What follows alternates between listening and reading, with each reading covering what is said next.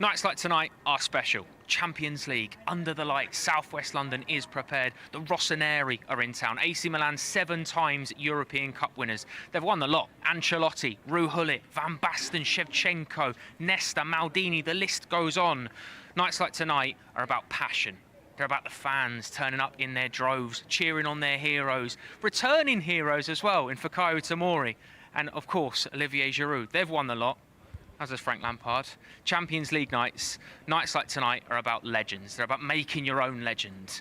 They're about living and breathing the football club that you are supporting.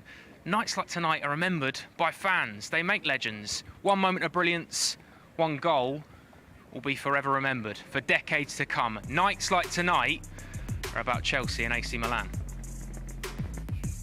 Hello and welcome to Matchday Live. Tonight is going to be a big night. I'm very excited for it. AC Milan under the lights in the company of the brilliant Sam Obaseki. Sam, you good? I'm good, bro. That intro gave me goosebumps, you know.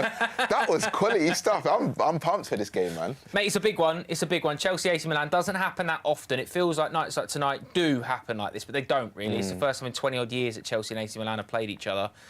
But it is a big one for more than just Chelsea and AC Milan. We need to get points on the board. You know, only one from the opening 2 games. How are you feeling about it? I'm feeling confident, you know, especially after the result that happened on the weekend, you know, scoring a last-minute winner, the type of goal it was as well, the confidence that it's going to give to the team. Like you said, this fixture is like it could be a Champions League final, do you know what I mean? And that's how it feels, that the energy around the stadium is giving that type of vibe. So I'm pumped and I'm hoping that we get the 3 points because, like you said, it's really important to get those points. Let's have a little look at the group stage so far. Salzburg are currently 1-up against Dinamo Zagreb. That's the latest score there at the moment. So obviously that will put Salzburg on 5 points if the result stays the same. So if Chelsea do get 3 points tonight, you know, it looks completely different, Sam, because if results go our way or Zagreb can get an equaliser somewhere, Chelsea could end the night topping the group from being bottom of the group before it began. So it is really important to get that. But it's also like a double header against Milan, isn't it? So if you get a good result tonight and a good result next week, everything changes. Yeah, definitely. Like you said, it's a tight group and it's the Champions League. No game is easy, so we've got to go into every single game. We've seen it in the last 2 games that we played as well. Moments, like lapses of concentration can cost you games, do you know what I mean? So I think we've learned from the games that we've played going into this game as well. I feel like the team are now understanding Potter's style of play as well. You're seeing players come out and talk about how training's been as well. So, yeah, get 3 points next week, top of the table. Absolutely right. Well, that's exactly it, isn't it? And realistically, if Chelsea fans before we'd kicked a ball in the Champions League, you'd have pinpointed these 2 games and said, if you make a statement home and away against AC Milan, the other 4 should kind of look after each other. But they haven't so far, so it maybe puts a little bit more importance on doing what we thought we needed to do in these 2. Yeah, it's the Champions League. You know, there's pressure every single game that you play. Obviously, with this game, there's a bit more riding on it. There's players that used to play for us that have been successful. They're coming back as well. So there's a bit more in that. You know, we played in fixtures. You know, Saturday, Sunday leagues, not the same, but at the same time, you're going to see players that you've grown up with, and you want to get one over on them as well, and they're going to want to get one over on you. And AC Milan, they're doing well this season. They won the Scudetto last season as well, so they're going to want to build on that. So it's going to be a tough fixture, but like Chelsea, got to start strong. Absolutely. You mentioned the returning heroes Fikayo Tomori and Olivier Giroux, both in the AC Milan lineup tonight. Let's find out how Chelsea line up with Matt and Pat, who are up in the gantry for us. So, Pat, we've got the team. It's a change of formation again, back to 3 at the back. Are Chelsea, and are you more comfortable with that for this game in particular? Do you know what? I never really know what to think, and we've been warned and been told that, you know, Graham Potter does change the team, does change the system, what's expected of players quite a bit. I think my eyes were, you know, slightly opened because, you know, for Koulibaly and Fofana both to start alongside Thiago Silva, but we'll make sure that we don't lose any goals and we're capable of breaking. The thing you have to remember with a back 3, it's actually not about them. It's about the wide players wide of them. You know, do the wide attackers or the wide midfielders, or basically the wing backs, do they get up and down? And do they get crosses in? And do they get chances? And you know, if you're Aubameyang, you're thinking, look, I will absolutely want Chilwell to fly down the left-hand side, and I certainly want the right-hand side for Reece James to get ball after ball after ball into that sort of area. And if you do that, 3 at the back might sound negative. It's not. It gives them a chance to fly forward, and that's what Reece James wants to do. I know, and that's absolutely one of the best things that we've got. And if you look back to the start of last season, when they were doing that, they were unstoppable. And it'd be great to see that tonight, because, you know, Milan are a fabulous team. There's, you know, great history and very good players. They're doing okay in Serie A. But I don't think they can stop our wing-backs if they're at their best. Yeah, so good news for Reece James and Ben Chilwell then. Chilwell in particular will be looking forward to getting forward a little bit more than maybe he could on Saturday. What about behind them? It's Kepa over Mendy. Mendy's back on the bench. Is it Kepa's shirt to lose now? I don't think he's done anything wrong. And, you know, if you're a goalkeeper, you know, I don't generally any player, if you do come in, play quite well, and you're playing quite well, and the manager looks at you and then takes you out, you know, that can actually hurt, and that can actually make you think, well, what's the point? Now, Kepa's done well. He's, you know, he's quite good with the ball at his feet. He's improved with the ball at his feet. That's a big thing for Graham Potter. Very, very big thing for the style we play. But in the fact that, you know, not done anything wrong, the manager said, right, I believe in you. It's great to have two goalkeepers like that you can trust. Now, out with this place here, people do have a bit of a go at Kepa. I don't. I like him a lot. I think he's a super keeper. The shortstop in the Mendy is maybe the best in the world, but there's more to goalkeeping than that. So I'm comfortable with that. I think he'd be comfortable having the three in front of him. So that back line, it's going to be hard to break down. Well, I hope it'll be hard to break down. Now, we heard yesterday from Graham Potter that Jorginho had a slight issue. It's Ruben Loftus-Cheek who's preferred in midfield. Jorginho's on the bench. Kovacic maybe not quite up to full fitness either. So Loftus-Cheek's ability to get around the pitch a little bit more might help Kovacic and might help Chelsea progress the ball forward. Be intriguing to see what Ruben's has to do, because Ruben likes to play a little bit further forward, but he's probably one of the two, not sitting midfielders, but deeper midfielders, right? One of the two is going to have to go now and again. But this is the big thing. Kova loves to break the lines, doesn't he? And we know what Ruben does. When he gets the ball, he leans into you and he drags you around so that you can go around him. But don't do it at the same time, guys. It's one at a time. And I think that's what they have to get in their heads, you know. Because when they do play the two in the midfield there, Jorginho will stay. You know, he'll just wait there and make sure he knows when to go and when to stay. And Kova and him have got a great understanding. And that's the big thing that Ruben has to get tonight. And he's been trusted quite a bit by Graham. So I'm delighted with that he's getting another chance tonight. And certainly his physicality will be used. Finally, briefly, might not be just about the starters, mightn't it? We say that a lot these days, but Chelsea got real strength in depth on the bench tonight. If they need to call upon that, there are goals there. In the simplest terms, have a look at our substitutes. And now our substitutes would make one hell of a team themselves. So yes, who we bring on will make a massive difference. That's what we think. What about the fans? We caught up with them before kick-off.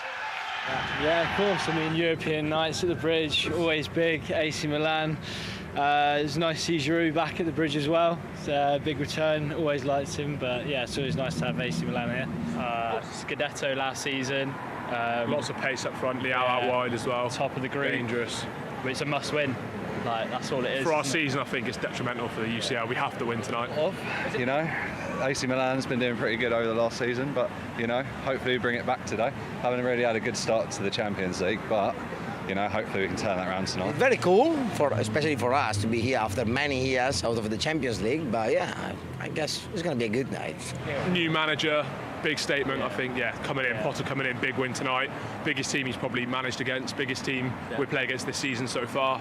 Yeah, massive for us. No, for sure. And then we got 3 relatively easy games. You on paper, that's 9 points. And then you've got United, so you want to go into that run with a lot of confidence. So, yeah, the two games, I think going to the San Siro is going to be really difficult, but I think them coming here is just equally as hard. That's on the way up here, we were saying 4 points off these 2 games.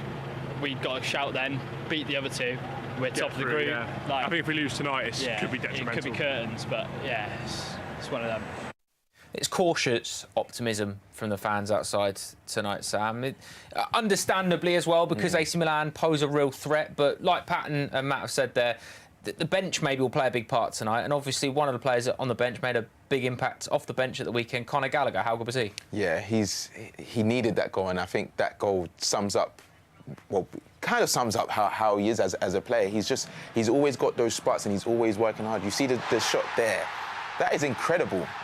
And I think we saw it at Crystal Palace. We haven't seen it as much in a Chelsea shirt. Obviously, he's played in a few different positions this season, but that goal was so important and it's going to do him a whole lot of good going forward this season. Absolutely right. I did I kind of feel for him a little bit as well, because he couldn't celebrate. He couldn't celebrate. Like he had this moment, you know, he scored an absolute worldie. Yeah, he scored a worldie for his first Chelsea goal against a team that he's obviously got a huge amount of respect for, and you love to see that from a player as well. But at the same time, you think you deserve that moment, Conor, to celebrate and go, you know, and absolutely sort of lose yourself in the moment. Here's a few tweets actually from the weekend that really kind of captured how important Conor Gallagher was. Crystal Palace's player of the season, returning to score the game winner against him in the 90th minute at Selhurst Park, was a script that had to be written. What a sensational goal by Conor Gallagher to open his Chelsea account. Continues to entertain. Yeah, it was a very entertaining weekend, not just from a Chelsea perspective, football in general, but that was a sublime goal by Conor Gallagher. Got standing ovation from the Palace fans, only to break their heart in the 90th minute. It's just, football is so true, so true. I think there was even one or two Palace fans afterwards that were applauding that. Great time to score your first goal for your boyhood club against a team that made you the world know how great you are. I salute you, Conor Gallagher. And this one as well, Conor Gallagher's instant reaction to not celebrate after scoring that goal is pure class on his part. That is a really good point, because I don't know about you, but if you score a goal like that... and I'm sorry, I'm sliding in front of the crowd because it's a mad goal. But that's the thing with Conor. He won the Player of the Year award at Crystal Palace. They loved him, obviously wanted to keep him, but his heart was to be a Chelsea player, and he's proven that this season when he's given opportunities. His work rate is infectious, and I'm just happy for him, to be honest. I don't think I've ever seen as well a player get 3 standing ovations in a game. One before the game, returning, one when he came on, and then he scored a worldie, and at full time he gets one as well. It's one of those things, and hopefully we don't have a similar night like that tonight with Olivier Giroux or Fikayo Tomori scoring a worldie. But it's nice to see from the same aspect as anything, but a player that's obviously had quite a difficult start to the season because of the red card, but Chelsea know how good he is. He's loved by the fans, he's supported by the fans because he's one of us. So when he has that moment, you just feel warm inside, don't you? That it feels like it means a little bit more because you know how much it means to him to score that goal. Yeah, definitely. Every time he steps on the pitch, you know how much it means to him to play for Chelsea. Like he's come through the ranks, he's living his dream. Like there's a lot of people that would want to be in his position, and he says it every time he gets the opportunity how privileged he is to be in that position. And the fact that he always gives 100%. The red card, yes, it was a setback, but the best players bounce back from those type of situations, and he did that in a time where Chelsea really needed him. You know, if that result had gone the other way, if it was 1-1, the whole conversation would have been completely different. That's because of him. So, yeah, good luck to him, man. Absolutely right. Know how much it means to him. As Chelsea fans, it's lovely to see. You can see how much he loves the club. And I tell you what, this post-match interview that he did straight after the game, if you haven't seen this yet, check it out because it is lovely. Conor, first of all, congratulations. What a goal, what a story. How are you feeling? Yeah, I'm feeling good. It's a really special moment for me to get my first goal for Chelsea, and for it to be the winner, and a very important 3 points. And it had to come against Palace, unfortunately, but I'm really happy with the first goal and most importantly the win. An incredible strike. Is it up there with one of your best? Yeah, definitely. As soon as it left my foot, I was thinking that's got to go in. So thankfully it did, and hopefully I can push on from here. You must have been tempted to celebrate. We were saying off camera, I'd have been celebrating now, I think. Yeah, no, of course, but you know, the amount of respect I have for Crystal Palace is massive, and even the reception they gave me today, before the game and after the game, after I scored, was just amazing. I'm very thankful for that. So yeah, I've just got too much respect for them. Absolutely. You know more than anyone how tough a place this is. It feels like a big win. It's a massive win. You know, it's the new manager's first Premier League game, and it's really important that we got a good result. And we knew it would be tough against Palace away. It always is. So to get the 3 points is very important. Must have been a strange few weeks with the manager coming in and then obviously just waiting for that first Premier League game to come around. Yeah, exactly. It has been a bit strange, but he's had a lot of time to work with the players and for training, and everyone is excited to work with him, and everyone was ready today to give their best, and thankfully we won. It's an exciting run of games to look forward to. It feels like it's going to be an opportunity for everybody to play their part in the coming weeks. Yeah, and that's exactly what he said. You know, we've got 2 games every week for the next God knows how many weeks, so everyone's looking forward to it, everyone's ready, and yeah, we're all going to work as hard as we can each game to get the best results we can. Beaming from ear to ear, rightly so. stunning goal, and just how classy and elegant. I mean, to speak that well and speak so fondly of the team that he's just scored against, rightly so deserving the reaction, and quite a lot of social media reaction as well, still coming in to this over the last couple of days. Conor Gallagher scoring a goal in the 90th minute is just cruel and unusual punishment. Nice little Austin Powers gift there, very good. Sensational. Conor Gallagher with the goal of the season. I tell you what, it'll be up there at the moment. 100%. Really will be up there at the moment, and it's one of those as well. It does feel like it was written a little bit for him to have that redemption moment as well. You know, to come back from the difficulty of being sent off a couple of games ago now. Feels like forever ago now, considering when it was. But a week is a long time in football. But for Conor Gallagher now, under a new manager, an opportunity to perhaps show everyone what he's capable of. Yeah, 100%, and he's going to feel really good about that goal. And I think obviously the goal was amazing, but Palace were defending like as a solid unit. So for him to carve out that space as well and take such an amazing strike, that's obviously, like we said, is going to do give him a lot of confidence, but the team as well, because in those moments you can almost feel that it's going to be repetitive, some of the situations that we've seen this season. But the fact that we got that over the line going into this game as well is going to give them a big boost. Yeah, absolutely right. Also, we are joined by Elizabeth, who's going to join us on Zoom now. I think we can say hello to Elizabeth. Hello, how are you? Hello, I can't see you, Joe, but I can hear you, so that's all that matters. How's it going? Very well, thank you, very well. I know you've been doing the Twitter Spaces for us on the Chelsea USA Instagram, Twitter and Instagram today. So firstly, I want to get your reaction, because we've just been talking about Conor Gallagher and how brilliant he is. So the floor is yours. You can continue the words of brilliance.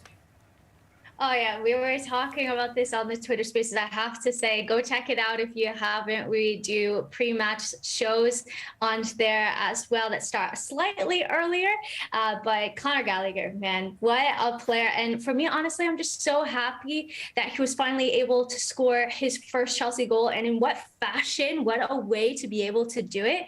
It was incredible. Massive respect to him as well, because he didn't celebrate against Palace, the sides that he was actually the player of the season of last season while he was there on loan. And he's on the bench today, but I think that he could perhaps make another big impact in this game, and he's going to start finding his feet more and more. Completely agree, completely agree. And it feels as well, because football's never a fair game, really. It doesn't feel like players get their moment in the sun. It doesn't feel like often, you know, it kind of, you get the rub of the green back. But Conor Gallagher deserved that moment, didn't he? Like, he was fantastic. He's been so good for Crystal Palace for the last season and a bit when he was there. I think it was 11 goal and assists in 34 Premier League games, was pretty much an ever-present for him last season. Feels like now he could have a similar impact under Graham Potter for Chelsea.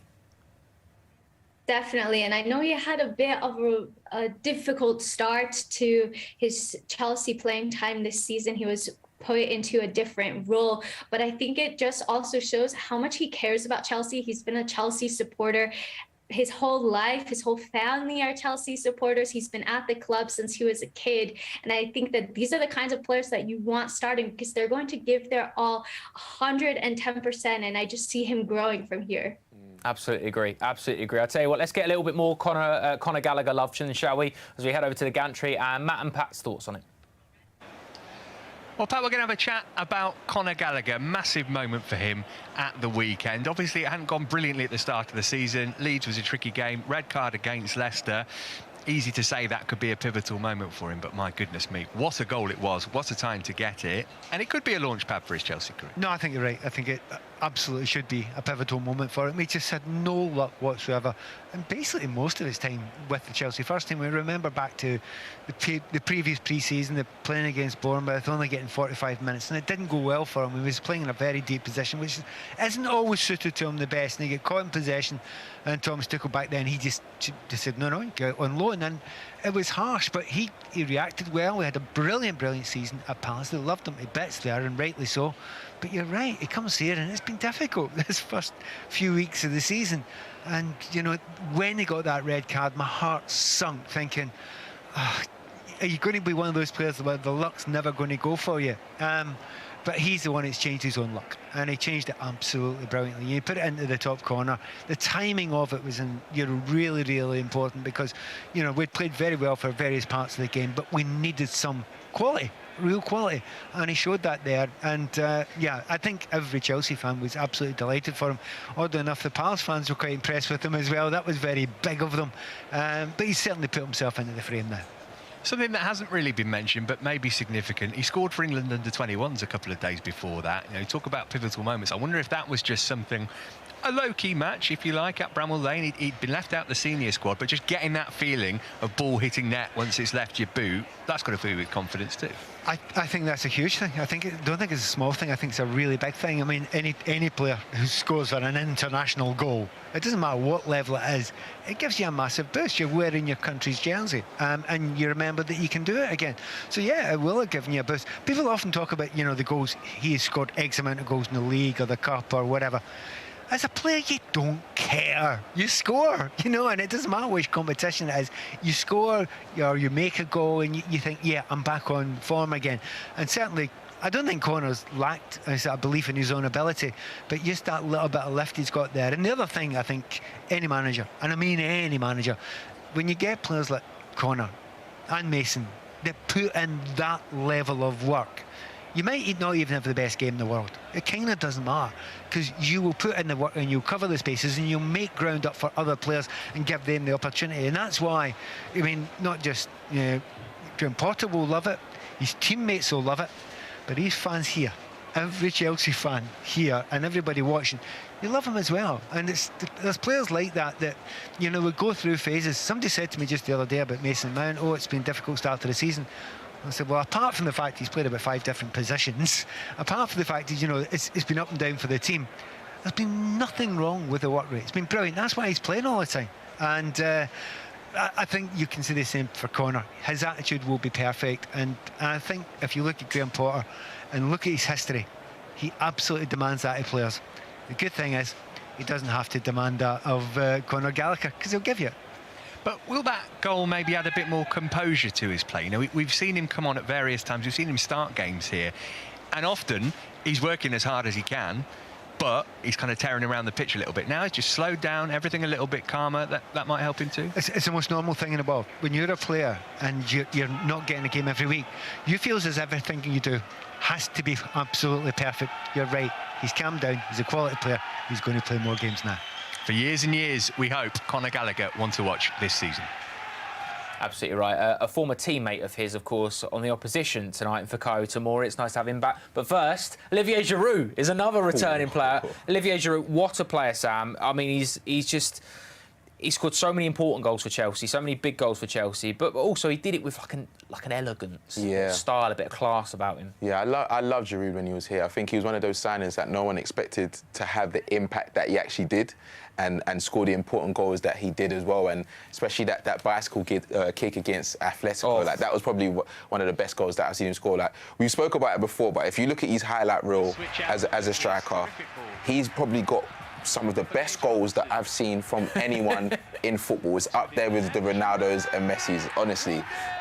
But for us, he was one of those players that always gave his all, whether he was coming off the bench, whether he was starting, whether it was link-up play, whether he was scoring or not, he would always give his all. And I think he's one of those players that will get a good reaction from the fans, because he's never done anything wrong. He accepted his role in the team as well, and like we're seeing now, he scored some good goals. Oh, absolutely right. I heard it may even have been our very own Jason Cundy actually said, I think you could, if you didn't know anything about football and you showed someone a highlight reel of Olivier Giroud, you could quite easily tell someone that he's the best player that's ever played football. And they'd have to believe it, because his highlight reel is exceptional, like the technique and everything he does. And Elizabeth, he's one of those players as well that he kind of matches that elegance and that class on and off the pitch, doesn't he? He speaks so well, he's a lovely person, and he represented the football club the way that you'd want him to represent, if that makes sense.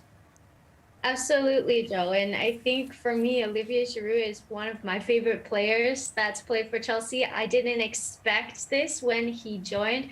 For me, he's kind of like, he's almost called hero status in my opinion, because he just scores amazing goals like you see here, and really important goals for Chelsea as well. It felt like he was always scoring when we needed him most, and he's very clinical in front of goal. He knows exactly where it is.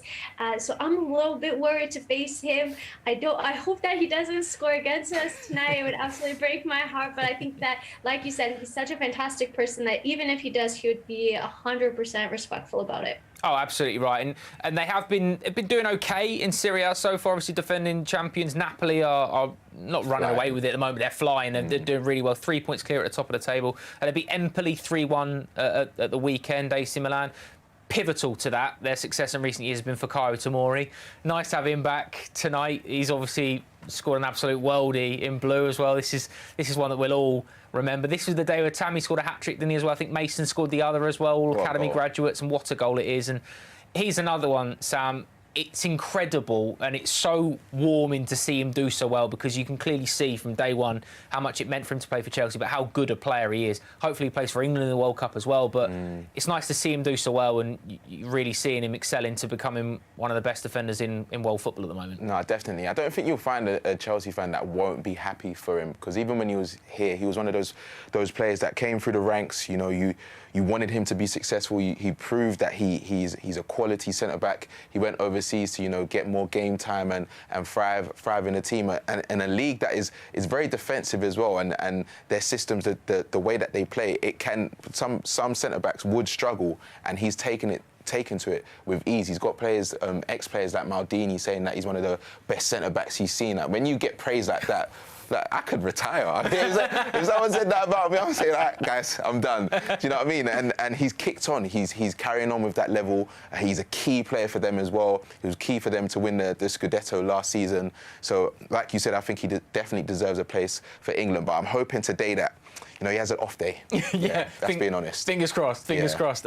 Elizabeth, I spoke to an AC Milan fan outside the ground a little bit earlier on, and he just said thank you for Fikayo Tomori. He said he goes because he's the best defender that we've got in Serie A. And AC Milan, since signing players like him, it feels like now they're back on that trajectory to becoming one of the best teams in Europe. You know, Rafa Leao's been brilliant for them. They've got Charles de Ketelaere, who's in the middle, who, again, brilliant prospect. But this is quite nice to see AC Milan back at the top table, because we haven't seen them there, and they're one of the biggest clubs in world football. It's nice to have them back in the Champions League, isn't it?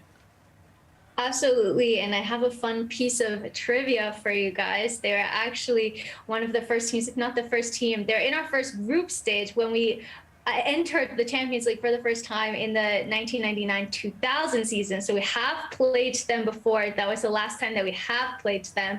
I've never been to the San Siro, but I hear that it's an iconic stadium as well. So I'm excited to see them back in the Champions League, back where they belong. But I do still hope that we beat them today. Yeah, absolutely right. Got to get that in there. Yeah, absolutely. And Elizabeth, I'm glad to see that you've been doing some research and trivia, because you're going to have to carry me and Sam when we have our trivia question in a little while soon. So I'm very glad you've done that. We're going to continue running up to this evening's game against AC Milan. First is here Mateo Kovacic speaking about tonight's opposition. Got a big game tomorrow night against AC Milan at Stamford Bridge. Yeah, a big opponent with a lot of history in the Champions League, so will not be easy, because we haven't done quite well this season in the Champions League. So a big game for us tomorrow, and we're looking forward for a good game and 3 points. Come into it, of course, on the back of a good win on Saturday. Is that giving the group a lift?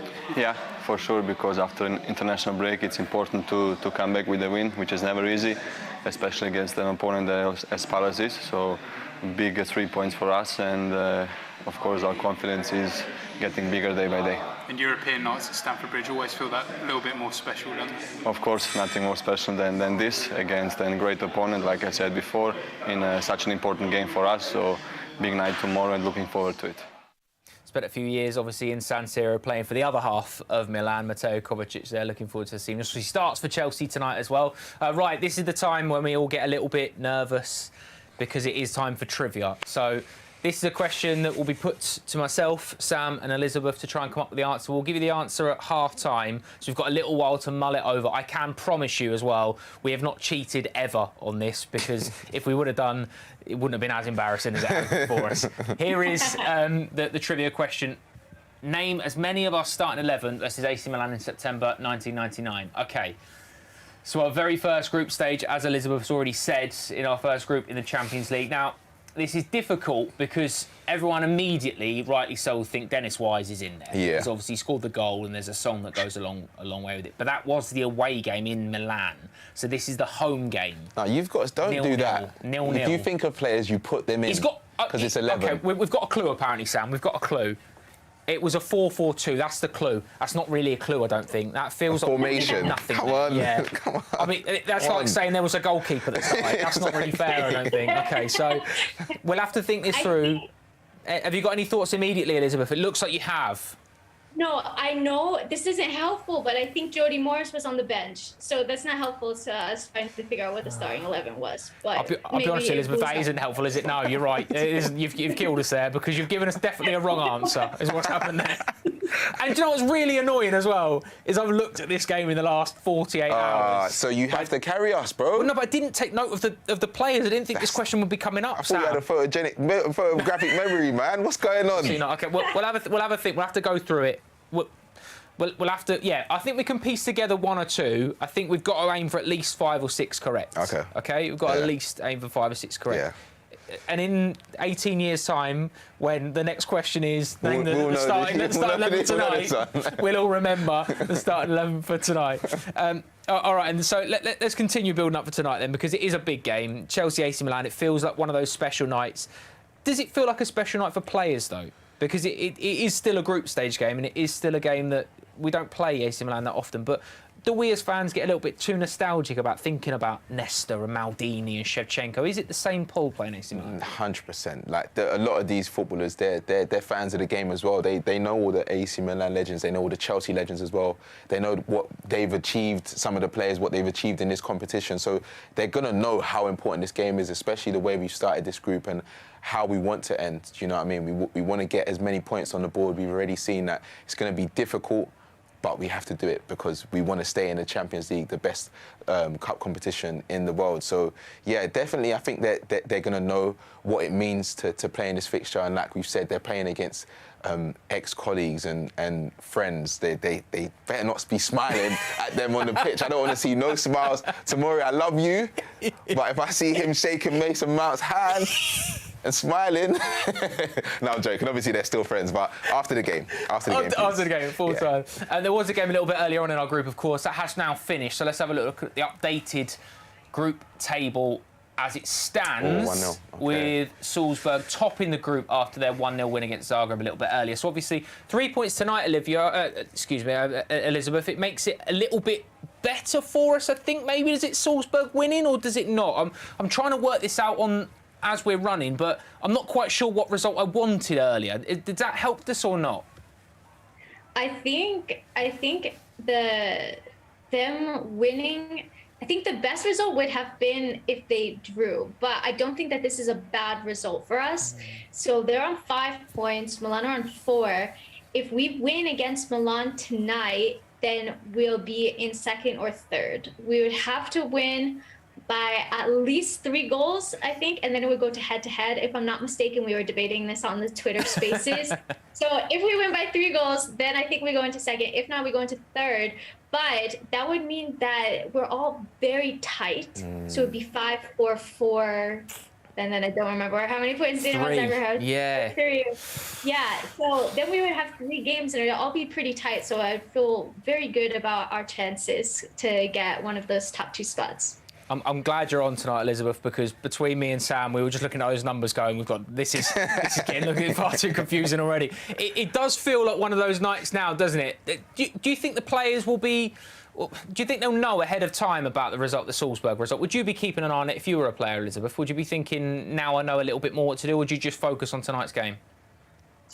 I have a feeling that they're going to know about the results of the match, but I don't think that it's going to influence them in any way, because they're going to go into this game knowing that it is a must-win game and that they need to go and play against AC Milan at home. This is a team, like we've mentioned, that has quite a bit of injuries as well, so it's kind of the best time that we could be facing AC Milan. So they're going to go in knowing that we're currently 4th in the group and we need to do better in order to get one of those top 2 spots. So I don't think it's going to affect them so much. They just need to go out and get the win. Do you think it's a little bit in that as well, Sam, the fact that we do play them next week as well, sort of back-to-back, that you can make a statement by getting a good performance, but also sow a seed a little bit? If you beat them well tonight, next Wednesday you go into the game thinking, oof, they turned us over quite comfortably last week. Yeah, we can change their whole game plan for next week. You know, if we score and we're playing the fluid football that we can, I think it will change everything that they're doing. And obviously in Serie A and the competitions that they play in, like the whole system is completely different to the Champions League. And we've seen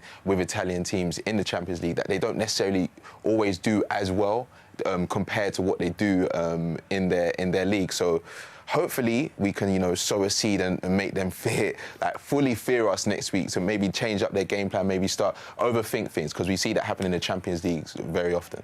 Let me ask you, does it matter if you top the group anymore? Because we've topped the group in the past and had a really tough draw. We've come second in the group and still faced a really tough draw. Like, whoever you're playing now, it's ridiculously difficult. So is the priority still to top the group, or is it literally just worry about getting through and then don't worry about the rest? I think it's just getting through. At this point, the way we've started, obviously a draw and a loss, and the fact that the teams that we're playing are, like we said, in the Champions League, every game is difficult.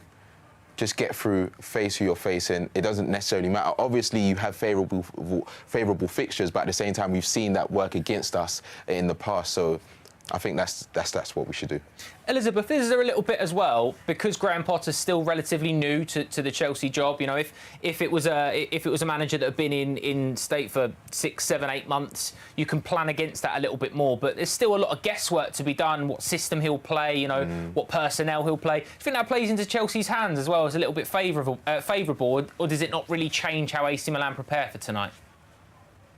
I think that it is kind of an unknown, like you said, and going into this match, I didn't know the players that Graham Potter was going to select. We've only seen 2 starting 11 under him, and both of those teams have been roughly a 4-2-2-2, and then today he's gone and selected a back 5 by the looks of it. So I think that could potentially be a bit of a surprise. They're going to know, obviously doing their research, the types of formations that Chelsea have played in the past, the personnel are injuries, and maybe they could have predicted it. But I think also with Graham Potter, he's just so tactically agile, and you see him making these adjustments in game as well. Our bench is massive. We have a lot of star power on the bench as well. So with any substitution, he could completely change the game, change the formation. And that's going to be difficult for AC Milan to prepare for. I think you're absolutely right. That's exactly it, isn't it? It's about being agile, being flexible to whatever your position is going to bring. Just very quickly, Sam, where's the key battle tonight? Is it Reece James against Leao, one way and the other? Yeah. You literally just said it, because Leao is on fire for AC Milan. Potter said it as well in one of his recent interviews. We know how good he is, but we also know how good Reece James is. I'll be interested to see how much he defends against James, because I'm guessing being in that formation, you're trying to get the best out of James. And sure, like Pat said, you want to see them putting in the balls for Aubameyang and the Sterlings. We've seen a few goals happen from that scenarios already. So yeah, that's going to be a really interesting battle. I'm looking forward to it. Really looking forward to it. Not long until kick-off. Myself, Sam and Elizabeth will be back at half-time. Here's a little preview of what happened last time we met, and maybe 1 or 2 clues in it for us and our trivia. Yes, here's a little throwback for us. I remember that first game against Milan when we played at home. I think we drew 0-0. And the atmosphere at Chelsea, like people were waiting for that for years, and we had. I think I ended up at the hospital that game because I was tackled by the defender of Milan on my chest, But it was amazing. I loved that game. It was so hard to play against Milan because they were very good. It was so difficult to fight with them, and but the crowd was behind us, and we were 12 on the pitch. It was a good game. I was really under pressure for that game, and we have played quite well. Yes, it was the big Milan who was coming in Stamford Bridge. You could feel in the atmosphere of the stadium that it was very important, and it was a special game.